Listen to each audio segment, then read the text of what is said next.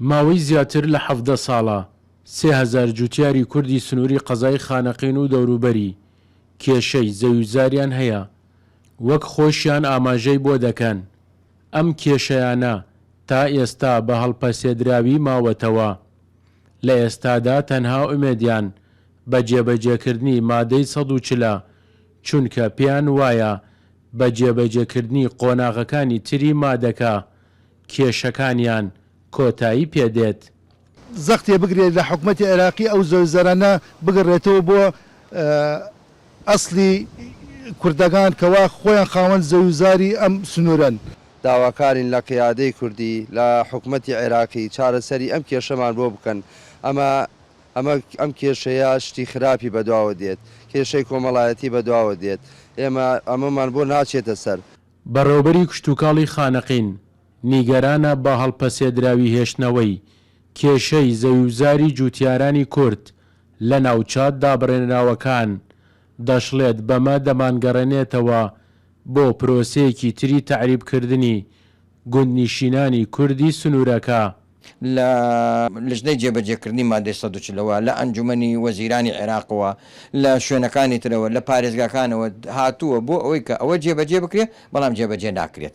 بۆ جێبەجێ ناکرێت لەبەر ئەوەی ئەمە بەردەوامبوونی پرۆسەی تعریبکردن و تەرحیلکردن کە ئەوە ئەکرێ بۆ ئەوەی کە کورد نەگەڕێتەوە سنوورەکەی خۆی و هەر بەو شێوە تعریبە بە جۆرێکی ترایە. ئەندامێکی سەرکردایەتی یەکێتی نیشتیمانی کوردستان دەڵێت وەک یەکێتی هەمیشە لە هەوڵی چارەسەرکردنی کێشە و داخوازیەکانی جوتیارانی کوردین لە ناوچات دابڕێنراوەکان.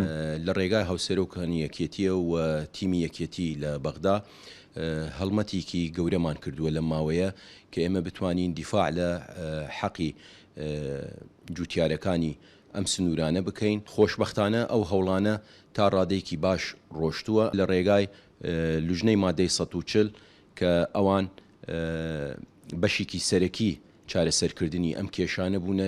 سەبارەت بە ڕایکردن و بەدەمەوەچوونی دادگای خانەقین بۆ ئەو سکاڵانەی کە لەلایەن عەرەبا هاوردەکانەوە لەسەر جوتیارانی کورد دەکرێت، پارێزەرێکی ڕەوێشکار لە دادگای خانەقین دەڵێت دادوەر تەنها بە پێی یاسا سکاڵا وەردەگرێت. کێشەگە لەوەیە هەوڵ جدیان نەداوت تاکو ئەو عەقدانە هەڵبۆشێتەوە و عەقد بکرێت لەگەڵ جوتیارە کوردەکان.